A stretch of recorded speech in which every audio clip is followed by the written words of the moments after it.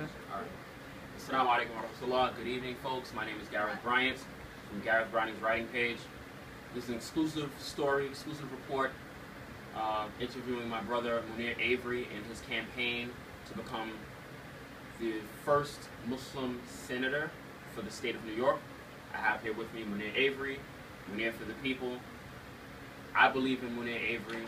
I think that he really has what it takes to bring fresh perspective to the politics of Albany and to help clean house in Albany, and also to help clean house in politics in New York State and within New York City in general. So I have some questions for my brother Munir.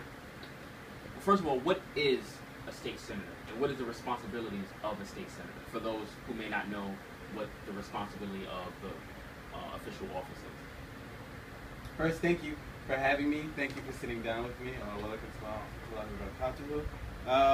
The state senate, New York State's legislature is broken up into two houses, the Assembly and the Senate.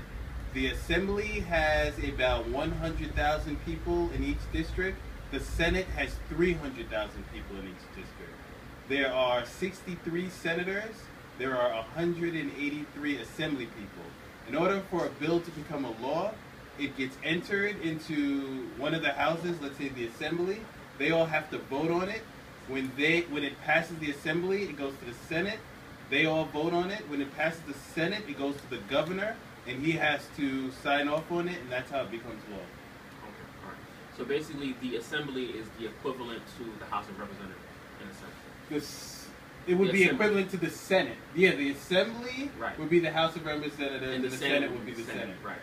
Okay. So referring to the approval of the bill by the governor, does he have veto power as well? If the governor does not sign the bill, it's called a veto, and it does not become law. Is his veto able to be overridden? Not in the state legislature, no. City council, you can override the mayor, but the way the state is set up, if the governor doesn't sign it at all, it becomes law. But if he vetoes it, it doesn't become law. But there is no majority vote overpowers the governor. That does not happen in New York State. That's interesting. Okay, good. But the other thing that you need to know about the senator's office, one is making laws. The other part is helping people and making sure that the government works for the people in his community. His job is to make sure whenever there's a person that needs help, cutting the red tape or knocking down a barrier, getting an agency to do something, or getting justice when there's been some discrimination, they come to their elected official's office, and their elected official makes sure that the system works for them, not the system working against them. Okay, I see. That's very useful information. Now, for you, as someone who we hope to be the next senator for the state of New York, and I am very confident with the law's permission that you will accomplish that task. With that being said, relative to the position at hand, what are the top 5 things that you hope to accomplish as a New York State Senator? Well, most important, I'll just run down the list. We need more services for our seniors and our youth. We need more job training for everyone. We need to improve our education system. We need campaign finance reform. And we need to do something to improve the level of public safety, to improve our criminal justice system. That's extremely important. So those would be the top 5, although I'm pretty sure that was 7. Okay. Now, I'm sure that they have, just like on the federal level, they have different committees, like Finance Committee, Homeland Security Committee. As a state senator, which committees do you think you would want to be on board with? I want to be on all of the committees, but if I had to pick my top 3, it'd definitely be education, small business, aging. Those are the top 3. Because you want to end youth services and criminal justice. That's where my heart is, because I've been an assistant district attorney, so I care very deeply about the criminal justice system and the fixes that we need to do for it. I'm an elder care attorney, so I understand the plight of our seniors and what we need to change in the laws to make sure they get what they have. I went to public school, so I care deeply about our public school system. I went to SUNY Albany, so I care deeply about CUNY and SUNY schools and making sure that they're affordable and that our kids are learning. So that's what my top would be, and that's where I want to spend the majority of my time. I was actually hoping that you would say the finance committee, because finance, that's where all of these resources go. You know what I'm saying? Like, if you're on the finance committee, you get to pull teeth a little bit to try to sway influence into where funds get allocated. I see that, but when you're on those other committees, those agencies, they get a lot of money out of the budget. Anyway, right. Yeah, so you can make sure, if you're in charge of those agencies, you can set policy for those agencies to make sure the funding is going to the right place. Okay.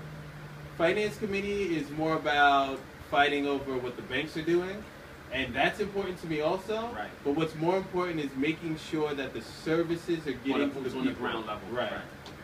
What about referring to, let's say, counterterrorism and stuff like that? I think it would be important to have a Muslim on that type of committee, so that they see true representation of the Muslim community on a committee such as that. I disagree with anyone that equates Muslim to terrorism or anti-terrorism. I think most of the work we're doing for anti-terrorism is outside of the Muslim community. Right. Because we have terrorists in it's not just, we see terrorism being committed by all creeds and all colors, but of course we should have a Muslim on the committee, because we're not going to protect our country by focusing on one specific demographic that 98% of them actually aren't doing anything negative. We need someone that's going to understand that anti-terrorism has to do with looking at all of America's enemies, right, and focusing on all of the things that could harm our people.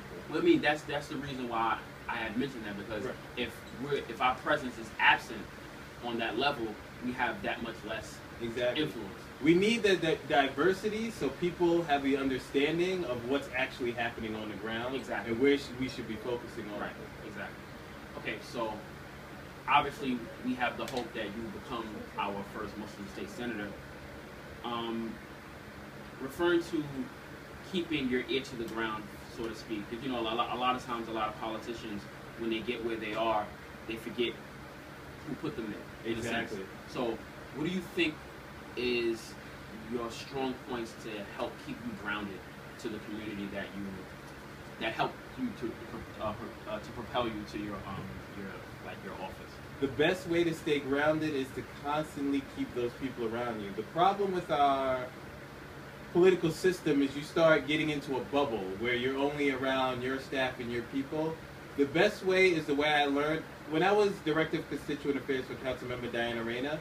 We had a meeting every Thursday with different people in the community. The way you stay grounded, the way you keep your ear to the ground, is to constantly meet with people in the community, bring them together, listen to what their concerns are, and work together to solve them.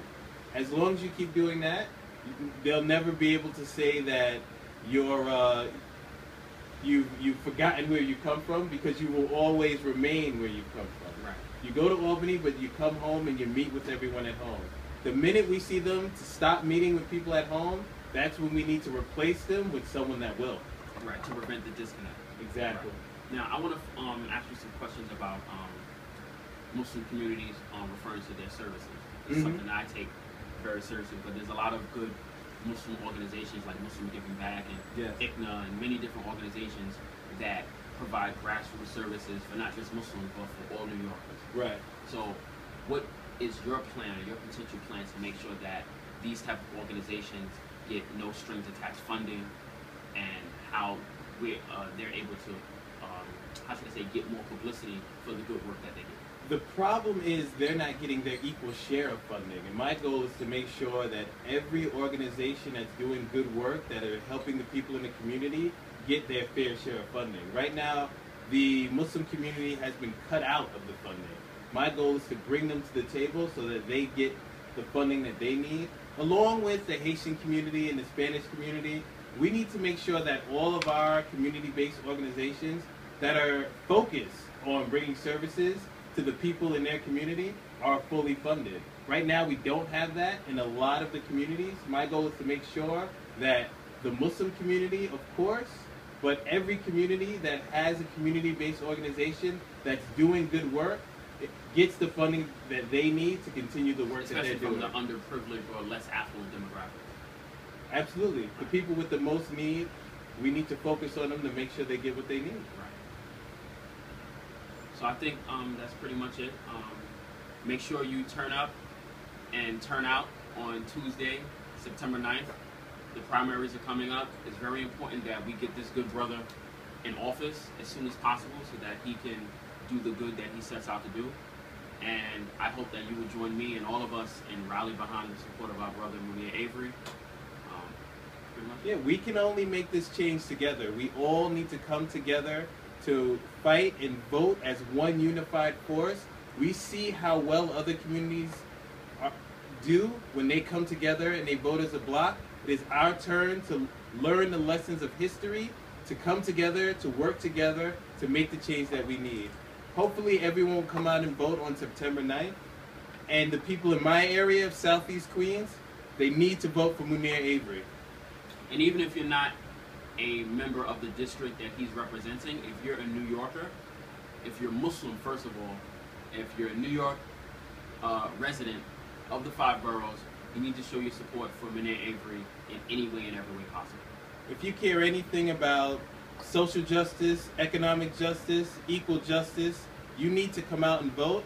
You need to help us. Find out more at Avery2014.com. Munir Avery for the People on Facebook, Twitter, and Instagram. Join us, like us, share us, help out, come out, send $5 to the campaign, send your little brother to the campaign. Whatever works, we need your help. All right, that's basically it. Thank you very much. Thank Brother you. Munir Avery. Munir Avery's for the people, so the people need to be for Munir Avery.